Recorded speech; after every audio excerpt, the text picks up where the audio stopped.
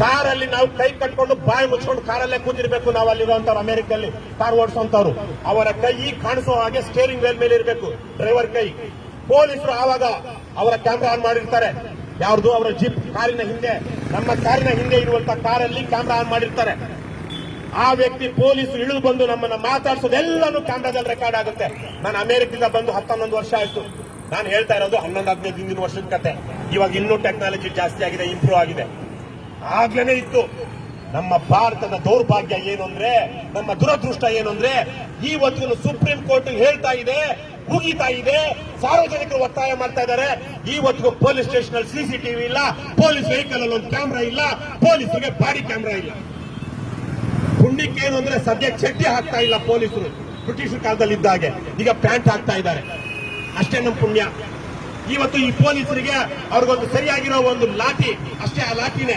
ಇಲ್ಲೇನಾದ್ರೂ ಇದಾಯ್ತು ಅಂದ್ರೆ ಒಬ್ಬ ಪೊಲೀಸರು ಕೈಯಲ್ಲೊಂದು every constable should carry a weapon, that a pistol. Not ಯಾವ್ದೋ ಒಂದು ಸಲ ಕುಂಡೊಡೆದ್ರೆ ಒಂದ್ ಸಲಕ್ಕೆ ಮುಗಿದೋಗುವಂತ ಬಂದೂಕಲ್ಲ. ಅಲ್ಲಿ ನೋಡಿ SI ಅಲ್ಲಿ ನಿಂತಿದ್ದಾರೆ, ಅವರ ಡ್ರೆಸ್ ಕೋಡ್, ಅವ್ರ ಬಾಡಿ ಲ್ಯಾಂಗ್ವೇಜ್ ನೋಡಿ. ಇಲ್ಲಿ ನಿಂತಿರುವಂತಹ ಪೇದೆಗಳ ಬಾಡಿ ಲ್ಯಾಂಗ್ವೇಜ್ ನೋಡಿ.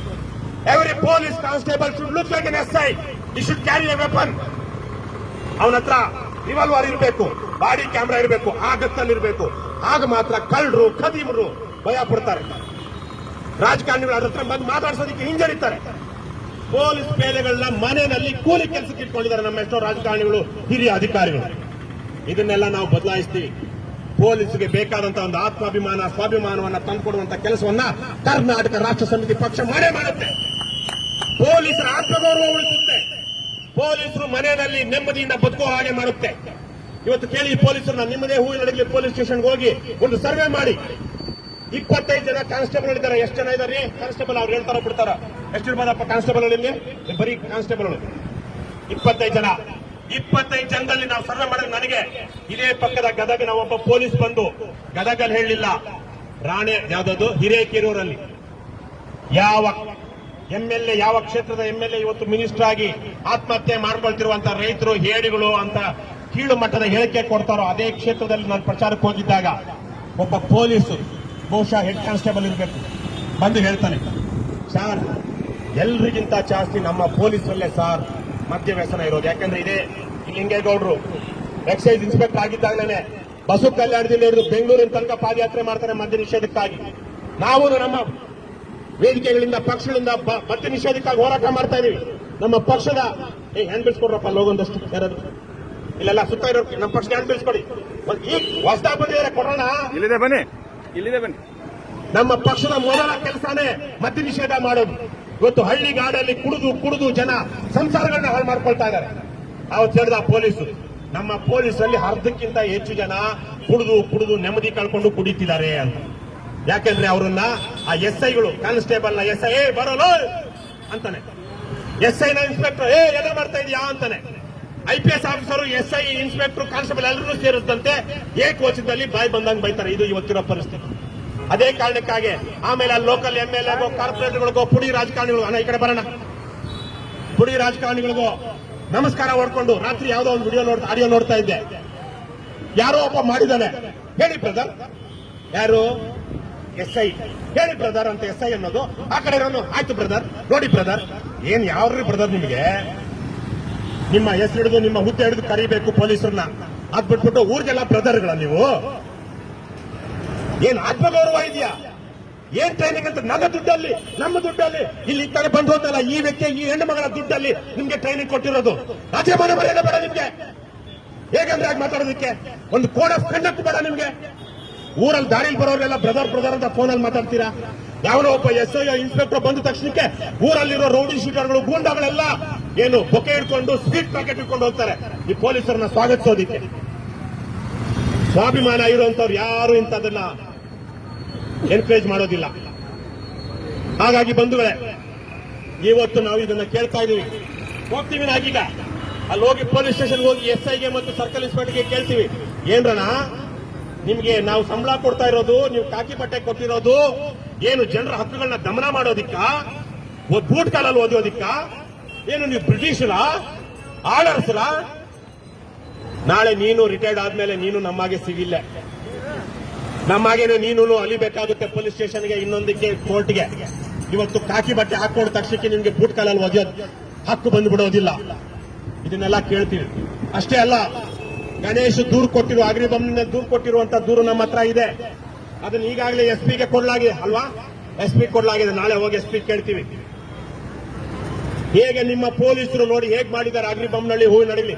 ಯಾವ ಪೊಲೀಸರು ಜನರ ಹಕ್ಕುಗಳನ್ನ ರಕ್ಷಣೆ ಮಾಡಬೇಕಾಗಿದೆಯೋ ಅದೇ ಪೊಲೀಸರು ಜನರ ಹಕ್ಕುಗಳನ್ನ ಕಿತ್ಕೊಳ್ತಾ ಇರೋದನ್ನ ನಾಳೆ ಹೋಗಿ ಪ್ರಶ್ನೆ ಮಾಡ್ತೀವಿ ನಾವು. ಇವರೆಲ್ಲರೂ ಯಾರು ಜನ ಭಯಪಡಬೇಕಾಗಿಲ್ಲಪ್ಪ. ನೀವೆಲ್ಲ ಹಳ್ಳಿಗಾಡಿನ ಜನ ಬಂದಿದ್ದೀರಾ. ಯಾರಿಗೇನು ಸರ್ಕಾರಿ ಅಧಿಕಾರಿಗಳು ಭಯ ಪಡಬೇಕಾಗಿಲ್ಲ. ನಿಮ್ಮದು ಕರೆಕ್ಟ್ ಆಗಿದೆ ಅಂದ್ರೆ ನೀವು ಯಾರಿಗೂ ಭಯ ಪಡಬೇಕಾಗಿಲ್ಲ. ಯಾಕೆ ಭಯ ಪಡಬೇಕು? ಪೊಲೀಸರು ಸರ್ಕಾರಿ ಅಧಿಕಾರಿ ಅಂತ ತಕ್ಷಣ ಅವ ಏನು ಗೂಂಡಾನ, ಡಾನ, ರೌಡಿನ? ನಿನ್ನ ಹಕ್ಕುಗಳನ್ನ ರಕ್ಷಣೆ ಮಾಡೋದಕ್ಕೆ ನಾವು ನೇಮಿಸಿಕೊಂಡಿರುವಂತಹ, ಸಂಬಳಕ್ಕೆ ನೇಮಿಸಿಕೊಂಡಿರುವಂತಹ ವ್ಯಕ್ತಿಗಳು ಪೊಲೀಸರು, ಸರ್ಕಾರಿ ಅಧಿಕಾರಿಗಳು. ನಮ್ಮ ಕೆಲಸ ಮಾಡೋದಕ್ಕೆ ಅವ್ನು ತಹಸೀಲ್ದಾರ್ ಇರೋದು, ನಮ್ಮ ಕೆಲಸ ಮಾಡೋದಕ್ಕೆ ಜಿಲ್ಲಾಧಿಕಾರಿ ಇರೋದು, ನಮ್ಮ ಕೆಲಸ ಮಾಡೋದಕ್ಕೆ ಅಲ್ಲಿ FDA ಶಿಲ್ತೆದಾರ್ ಇರೋದು. ಅವನಿಗೆ ಬಂದಾಗ ಮಾಡೋದಕ್ಕಲ್ಲ. ನನ್ನ ದೇಶದ ಸಂವಿಧಾನ, ನನ್ನ ದೇಶದ ಪ್ರಜಾಪ್ರಭುತ್ವ, ನನ್ನ ದೇಶದ ಕಾಯ್ದೆ ಕಾನೂನುಗಳು ಇವರಿಗೆ ಹೀಗೆ ಮಾಡಬೇಕು ಅಂತ ಹೇಳಿದೆ. ಅವ್ರು ಹಾಗೇನೆ ಮಾಡಬೇಕು. ಅದನ್ನ ಬಿಟ್ಟು ಮುಂದುವರೆದ್ರು ಅಂದ್ರೆ is no longer an officer, is unfit to becoming an officer.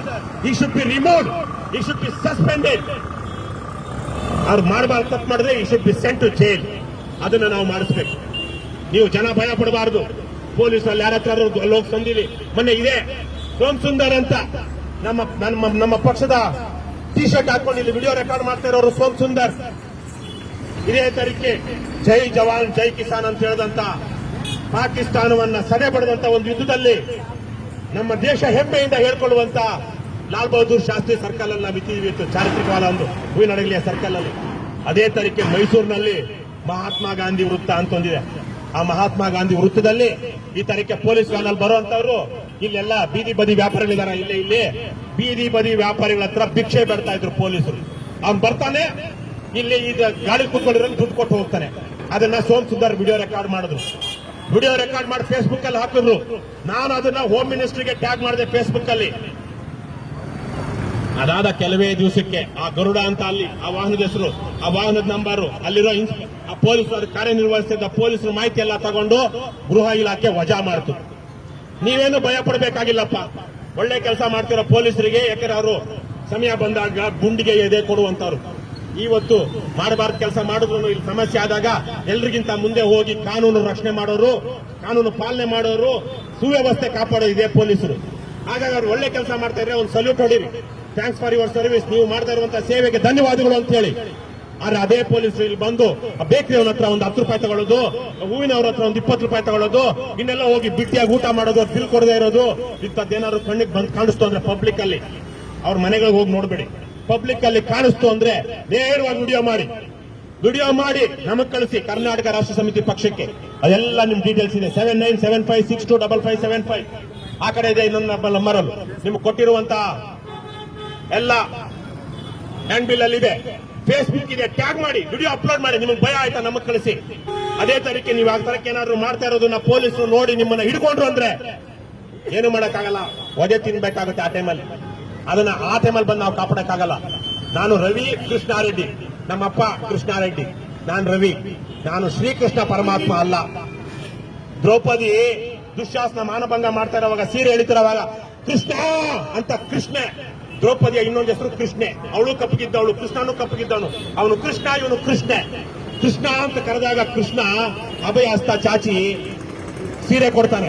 ಹಾಗೆ ನೀವು ಇಲ್ಲಿ ರವಿ ಕೃಷ್ಣಾರೆಡ್ಡಿ ಅಂತ ಬರಕ್ಕಾಗಲ್ಲ, ನೀವು ಅನುಭವಿಸಬೇಕಾಗುತ್ತೆ. ಪೊಲೀಸರು ಬೂಟ್ ಕಾಲಲ್ಲಿ ಹೋದ್ರೆ ಒಚ್ಕೋಬೇಕಾಗತ್ತೆ, ಏಟ್ ತಿನ್ಬೇಕಾಗುತ್ತೆ. ಆದ್ರೆ ಆಚೆ ಬಂದ ಮೇಲೆ ನಮಗೆ ಕಾಲ್ ಮಾಡಿದ್ರೆ ಇವತ್ತು ಗಣೇಶ್ ಇಲ್ಲದೆ ಇರಬಹುದು, ಆದ್ರೆ ರವಿ ಕೃಷ್ಣಾರೆಡ್ಡಿ ಇದ್ದಾನೆ. ಕರ್ನಾಟಕ ರಾಷ್ಟ್ರ ಸಮಿತಿ ಪಕ್ಷ ಇದೆ. ಲಿಂಗೇಗೌಡರು ನಮ್ಮ ಪಕ್ಷದ ಉಪಾಧ್ಯಕ್ಷರಿದ್ದಾರೆ. ಚಂದ್ರಶೇಖರ್ ಜಿಲ್ಲಾಧ್ಯಕ್ಷ, ರವಿಕುಮಾರ್ ಸಂಘಟನಾ ಕಾರ್ಯದರ್ಶಿ. ಹೇಗೆ ನಾವಿವತ್ತು ಬಂದಿದ್ದೀವಿ. ಆತ ಇಲ್ಲದೆ ಇರಬಹುದು, ಆದ್ರೆ ನಾವಿವತ್ತು ಬಂದಿದ್ದೀವಿ. ಅದೇ ತರೀಕೆ ನಿಮಗಾದಾಗ ನಮಗೆ ನೀವು ಕಾಂಟ್ಯಾಕ್ಟ್ ಮಾಡಿದ್ರೆ ಪೊಲೀಸ್ ದೌರ್ಜನ್ಯದ ವಿರುದ್ಧ ನಿಮ್ಮ ಹೋರಾಟಕ್ಕೆ ಕರ್ನಾಟಕ ರಾಷ್ಟ್ರ ಸಮಿತಿ ಪಕ್ಷ ಸದಾ ಬೆಂಬಲವಾಗಿರುತ್ತೆ. ಭಯ ಪಡಬೇಡಿ. ಇವತ್ತು ನಾವು ಕಳ್ಕೊಳ್ಬೇಕಾಗಿರೋದು ಏನು ಅಂದ್ರೆ, ದೇಶ ಹಲವಾರು ವಿಚಾರಗಳ ಬಗ್ಗೆ ಮಾತಾಡಬೇಕು. ಇವತ್ತು ದೇಶ ಬಹಳ ಗಂಭೀರವಾದ ಸ್ಥಿತಿಯಲ್ಲಿದೆ.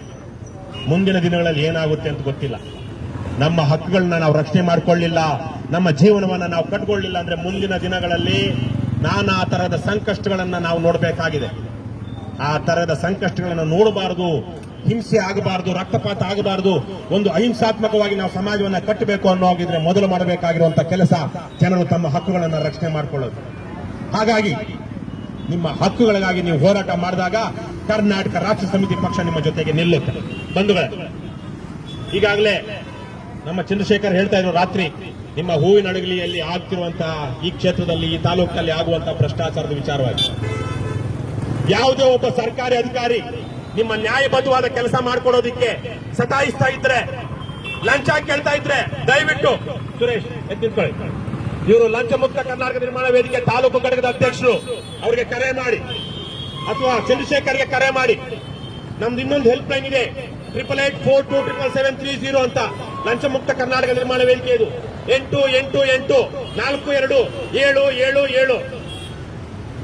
888842777030 ಆ ಸಂಖ್ಯೆಗೆ ಕರೆ ಮಾಡಿ. ನಾವು 10 ಜನ ಸರ್ಕಾರಿ ಅಧಿಕಾರಿಗಳು ಲಂಚ ತಗೊಳ್ತಾ ಇರುವಾಗ ಟ್ರ್ಯಾಪ್ ಮಾಡಿಸಿ ಎಸಿಬಿ ಮೂಲಕ ಲೋಕಾಯುಕ್ತದ ಮೂಲಕ ಜೈಲು ಕಳಿಸಿದ್ದೀವಿ. ಬೆಂಗಳೂರಲ್ಲಿ ಭ್ರಷ್ಟ ಅಧಿಕಾರಿಗಳ ವಿರುದ್ಧವಾಗಿ ದಾಖಲೆಗಳನ್ನ ತಗೊಂಡು ದಿನಗಟ್ಟಲೆ ಟ್ರ್ಯಾಪ್ ಮಾಡಿಸಿ ಅವ್ರನ್ನ ವಜಾ ಮಾಡಿಸಿದ್ದೀವಿ. ಎಲ್ಲೆಲ್ಲಿ ಲಂಚ ಆಗುತ್ತೋ ಅಲ್ಲಿ ಹೋಗಿ ನೇರವಾಗಿ ಲಂಚ ತಗೊಳ್ತಿರುವ ಅಧಿಕಾರಿನ ಪ್ರಶ್ನೆ ಮಾಡಿ ಲಂಚವನ್ನ ವಾಪಸ್ಸು ಅವನ ಬಾಯಿಂದನೇ ಕಕ್ಕಿಸಿದೀವಿ ಅಂದ್ರೆ ನಿಜಕ್ಕೂ ಕಕ್ಕಿಸಿದೀವಿ. ನಾನು ಹಿಂದೆ ಒಂದು ಸಲ ಇದ್ದಾಗ ಒಬ್ಬ ಕಳ್ಳ ಅಧಿಕಾರಿ ಲಂಚ ತಗೊಂಡ್ಬಿಟ್ಟಿದ್ದ, ಅಲ್ಲಿ ಹೋದೆ. ನಾವು ನಮ್ಮನ್ನು ನೋಡಿದ ತಕ್ಷಣ ಅವನು ಲಂಚದ 2,000 ರೂಪಾಯಿ 2,000 ರೂಪಾಯಿ ನೋಟಿದ್ದು ಅದನ್ನು ತೆಗೆದು ತಕ್ಷಣ ಬಾಯಿಗಿಟ್ಕೊಂಡ್ಬಿಟ್ಟ. ತಕ್ಷಣ ಬಾಯಿಗಿಟ್ಕೊಂಡಾಗ ನಮ್ಮವ್ರು ಹೋಗಿ ಅವ್ನು ಹಿಡ್ಕೊಂಡು ಬಾಯಲ್ಲಿರೋದನ್ನ ಕಿತ್ಕೊಂಡ್ರು. ಬಾಯಲ್ಲಿರೋದನ್ನ ಕಕ್ಸಿದೀವಿ. ನಾವು ಯಾರಿಗೂ ಭಯ ಪಡೋದಿಲ್ಲ. ಇನ್ನು ನಿಮ್ಮ ಜೆಡಿಎಸ್, ಕಾಂಗ್ರೆಸ್, ಬಿಜೆಪಿಯ ಸಿದ್ದರಾಮಯ್ಯ, ಯಡಿಯೂರಪ್ಪ, ಕುಮಾರಸ್ವಾಮಿ, ದೇವೇಗೌಡ, ಇನ್ಯಾರೋ ಭ್ರಷ್ಟ ಅಯೋಗ್ಯ ರಾಜಕಾರಣಿಗಳು ತರಕಲ್ಲ ಕರ್ನಾಟಕ ರಾಷ್ಟ್ರ ಸಮಿತಿ ಪಕ್ಷ. ಇಲ್ಲಿರುವಂತಹ ಪಕ್ಷದ ಕಾರ್ಯಕರ್ತರು ಈ ಜೆಸಿಬಿ ಪಕ್ಷಗಳಲ್ಲಿರುವಂತಹ ಗುಲಾಮಗಿರಿಯ ಕಾರ್ಯಕರ್ತರಲ್ಲ. ಏನು ನೀವೆಲ್ಲ ಇವರೆಲ್ಲ ಸೈನಿಕರು. ಕರ್ನಾಟಕ ರಾಷ್ಟ್ರ ಸಮಿತಿ ಅಂದ್ರೆ ಅದು ಕರ್ನಾಟಕ ರಾಷ್ಟ್ರ ಸೇನೆ, ಕರ್ನಾಟಕ ರಾಷ್ಟ್ರ ಸೇನೆಯ ಸೈನಿಕರು ಕರ್ನಾಟಕ ರಾಷ್ಟ್ರ ಸಮಿತಿ ಪಕ್ಷದಲ್ಲಿರೋದು. ಯಾರೋ ನನಗೂ ಹೇಳ್ತಾರೆ ಎಷ್ಟೋ ಜನ, ಭಯ, ನಾಚಿಕೆ ಆಗುತ್ತೆ, ಸಂಕೋಚ ಆಗುತ್ತೆ, ಚೀತು ಅನ್ಸುತ್ತೆ ನನಗೆ. ಎಂತೆಂತೋ ವಿಚಾರಕ್ಕೆ ರಾಜಕಾರಣಿಗಳು ಫೋನ್ ಮಾಡ್ತಾರೆ ಪೊಲೀಸರಿಗೆ, ಬೇರೆ ಬೇರೆಯವರಿಗೆಲ್ಲ, ಬಿಟ್ಟು ಕಳಿಸ್ಬಿಡಿ, ಅವನೇನೋ ಮಾಡ್ಬಿಟ್ಟಿದ್ದಾನೆ, ಹೋಗ್ಲಿ ಬಿಟ್ಟು ಕಳಿಸ್ಬಿಡಿ. ಬಿಟ್ಟು ಕಳಿಸುವಂತ ಪ್ರಶ್ನೆಗಳೇ ಇರೋದಿಲ್ಲ ಕೆಲವೊಂದ್ಸಲ. ಅದಕ್ಕೆ ಪೊಲೀಸರು ಇವತ್ತು ಗೌರವ ಘನತೆ ಕಳ್ಕೊಂಡು ಈ ಆದಿ ಬೀದಿಗೆ ಬಂದಿರೋದು.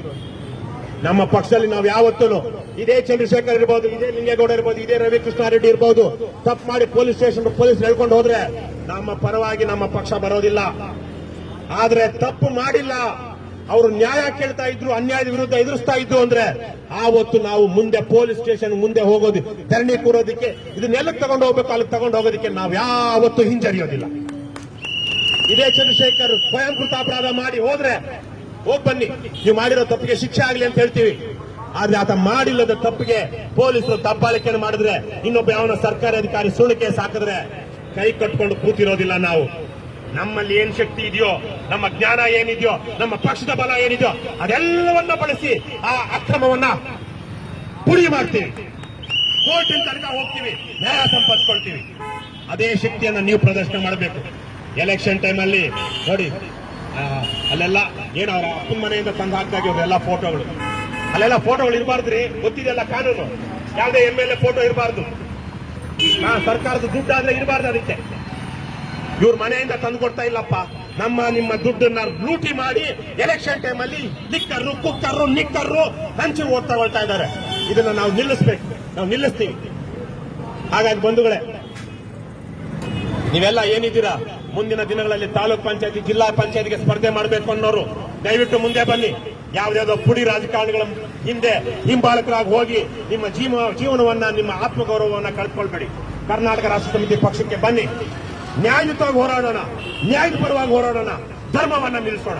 ಬಂಧುಗಳೇ, ಏನೇ ಆಗಲಿ ಒಳ್ಳೆಯದನ್ನೇ ಮಾಡುತ್ತಲೇ ಇರಿ. ಎಲ್ರಿಗೂ ನಮಸ್ಕಾರ. ಜೈ ಹಿಂದ್, ಜೈ ಕರ್ನಾಟಕ. ಕರ್ನಾಟಕ ರಾಷ್ಟ್ರ ಸಮಿತಿ ಪಕ್ಷಕ್ಕೆ, ಕರ್ನಾಟಕ ರಾಷ್ಟ್ರ ಸಮಿತಿ ಪಕ್ಷಕ್ಕೆ, ರವಿಕೃಷ್ಣ ರೆಡ್ಡಿ ಅವರಿಗೆ, ಲಿಂಗೇಗೌಡರಿಗೆ. ಮುಂದಕ್ಕೇನು ಏನ್ ಪರಿಸ್ಥಿತಿ ಹೋಗೋದಾ? ಕೇಳೋಣ, ಅವ್ರು ಯಾರು ಏನಂತ.